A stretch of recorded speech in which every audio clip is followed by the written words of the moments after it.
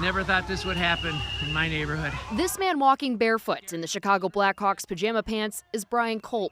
He lives on Kildare, a picture-perfect area of Old Irving Park, which turned into what looked like a war zone Saturday morning. This was the opposite of America. He says he was drinking coffee and watching the news when federal agents went after a man working on a house nearby. I could see two fully uniformed CBP agents in military fatigues tackling a guy literally right there on my front lawn. He says about 10 minutes later, tear gas was deployed at the opposite end of the block. But I certainly didn't hear any agents yelling that they were about to use it. As Culp knows, they were supposed to.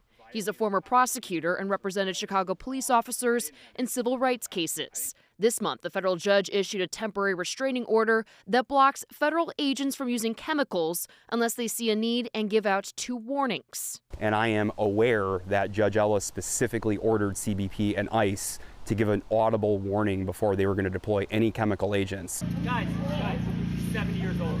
Be easy on him. As the tear gas was blowing fumes around the neighborhood, Culp says 2 people, including his neighbor, who just got home from a run, were detained for reasons Culp doesn't know. After this, he decided to pick up a tear gas canister. I knew that physical evidence would be critical for the judge to understand what the facts are. He also noticed a charred pile of leaves nearby, he says was from the chemical agents. And one of my other neighbors had to use bottles of water to put out the fire that was started next to a vehicle over there. And while the neighborhood tries to get back to some sense of normalcy today, Culp says these federal agents need to be held accountable. The question is, who is going to do that? If a court tells you to do something and you essentially give the court the middle finger and continue to do that, then we're at a serious point in terms of our country.